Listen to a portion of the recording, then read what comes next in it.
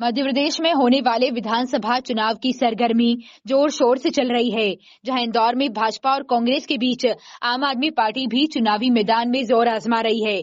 आम आदमी पार्टी के विधानसभा क्षेत्र क्रमांक 4 के प्रत्याशी डॉक्टर पीयूष जोशी ने भाजपा प्रत्याशी मालिनी गौड़ पर निशाना साधा है। पत्रकार वार्ता में उन्होंने इंदौर की पूर्व महापौर और विधायक मालिनी गौड़ से सवाल पूछा है कि ऐसी क्या मजबूरी है जो विधायक गौड़ को लोदीपुर गली नंबर 1 वाले स्कूल को चालू होने के बावजूद बंद बता दिया गया, यानी कि उन्हें झूठ बोलना पड़ा। मालिनी गौड़ बीजेपी की ओर से विधानसभा 4 से प्रत्याशी है, जिन पर डॉक्टर पीयूष जोशी ने कई सवाल खड़े किए हैं। दरअसल बीते दिनों इंदौर प्रेस क्लब में हुए आमने सामने कार्यक्रम में आम आदमी पार्टी के नेता डॉक्टर पीयूष जोशी ने विधायक के घर के ठीक सामने संचालित शासकीय माध्यमिक विद्यालय क्रमांक 56 का मुद्दा उठाया, तो विधायक ने डॉक्टर जोशी पर पलटवार करते हुए बोली कि वह स्कूल तो बंद है। तब पीयूष जोशी ने क्लासरूम के चालू होने के प्रमाण दिखाए थे। जोशी ने कहा कि हाल ही में एक समाचार पत्र द्वारा उपरोक्त स्कूल के संचालन की जाँच करने पर स्कूल चालू पाया गया। लिहाजा आम आदमी पार्टी के नेता ने प्रश्न उठाया कि चालू स्कूल को मालिनी गौड़ ने मीडिया के सामने बंद क्यों बताया।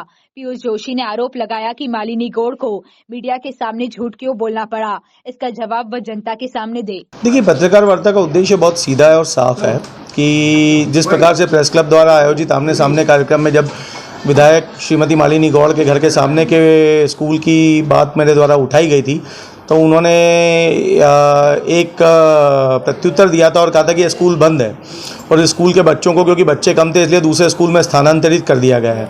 जबकि सत्यता यह है कि ये जो एकीकृत माध्यमिक विद्यालय क्रमांक 56 है, लोदीपुरा गली नंबर 1 का है, संचालित हो रहा है।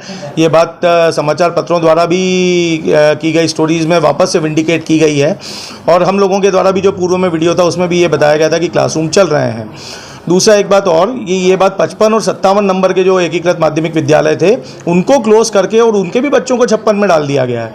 तो 2 कक्षाओं के अंदर पहली से 8वीं तक के बच्चों की कक्षाएं लग रही है और बाकी के 3 कमरों में पूरा कचरा घर निर्मित हो चुका है। तो ये शिक्षा के बारे में भारतीय जनता पार्टी की सरकार और विधायक की अनभिज्ञता और अनिच्छा जाहिर करता है कि किस प्रकार से शिक्षा के क्षेत्र में विकास करने की इच्छा बिल्कुल नहीं।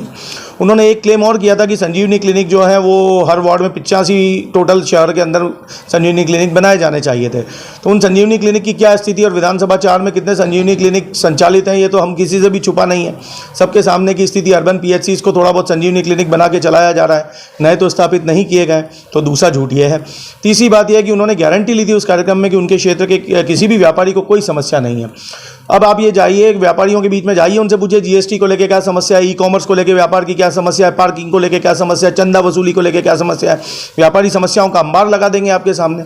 हमने कई 100 व्यापारियों से बातें की, चर्चाएं की, उसमें उन्होंने कई सारी समस्याएं बताई हैं। तो ये ऐसी क्या स्थिति हो गई कि जिसकी वजह से उनको ये सब चीज़ें करना पड़ी। यदि उन्होंने कोई ठीक ठाक डिलीवरी सिस्टम बनाया होता, ठीक ठाक परफॉर्म किया होता, तो आज सच बोल रहे होते और इस तरीके से जनता को गुमराह करने की उनको आवश्यकता नहीं पड़ती। तो मेरा सिर्फ इतना सा ही कहना है कि भाई जो बात आपने प्रेस के सामने 150 पत्रकारों के सामने आप यदि कहते हैं कि वो विद्यालय बंद है और जबकि वो विद्यालय चालू है और घर के सामने का विद्यालय है, तो आप और मैं सब जान सकते हैं कि उनकी एक्टिविटी का लेवल क्या है।